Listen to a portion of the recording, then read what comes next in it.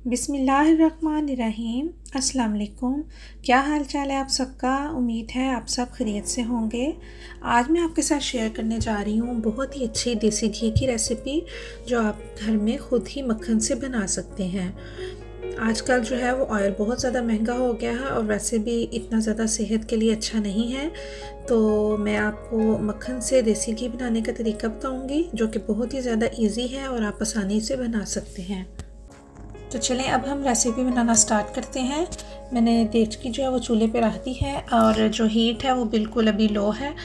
मैंने 10 टिक्कियाँ ली हैं तकरीबन, और जो एक टिक्की है वो 250 ग्राम की है। तो आपने जितना भी बनाना हो वो आप ले सकते हैं। अब हम इनको देचकी में डाल देंगे और मैंने हल्की आंच पे इसको जो है वो पिघलाना है।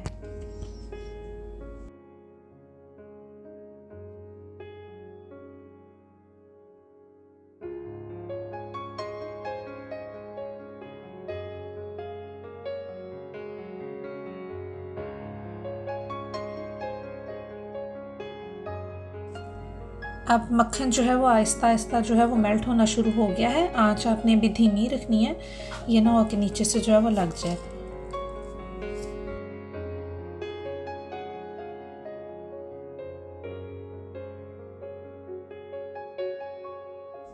अब सारी टिक्कियाँ जो हैं वो मेल्ट हो चुकी हैं और हमने वक्फे वक्फे से बीच में चम्मच जो है वो देचकी में चलाते रहना है कि कहीं मक्खन जो है वो नीचे ना लग जाए।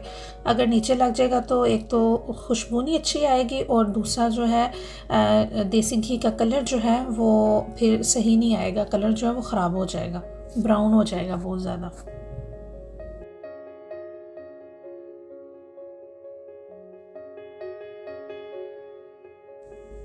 इस पे बबल्स आपको बनते नज़र आ रहे होंगे।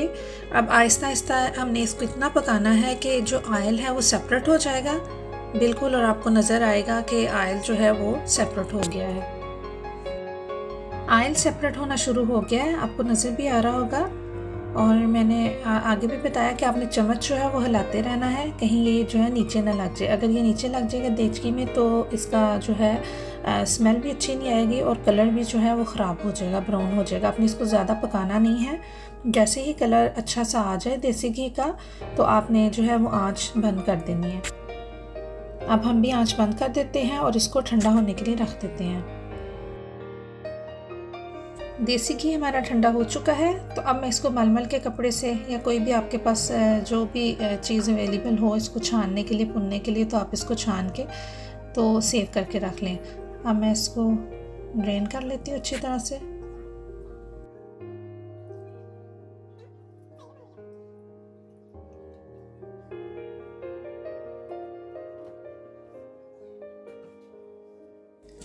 देसी घी हमने जो है वो सारा अपना छान लिया है। उसके बाद अब ये जो हमारे पास देसी घी को छानने के बाद ये जो अमेज़ा बचा है इसमें आप चीनी डाल के अगर इसको भून के खाएं तो इसका भी बहुत ही ज़्यादा अच्छा टेस्ट आता है। तो आप ट्राई कीजिएगा और फिर मुझे कमेंट बॉक्स में बताइएगा कि आपको कैसा लगा। अब हम देसी घी को अलहदा से एक बोतल में, जो भी चीज़ आपके पास अवेलेबल हो जिसमें आप ऑयल सेव करना चाहें, देसी घी सेव करना चाहें, उसमें डाल के रख लें।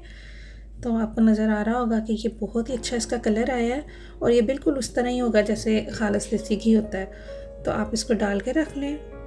इसकी खुशबू भी बहुत अच्छी आ रही है और फिर मुझे कमेंट बॉक्स में ज़रूर बताइएगा कि आपको रेसिपी कैसी लगी। आपने बनाया है, ट्राई किया है तो आपको कैसा लगा।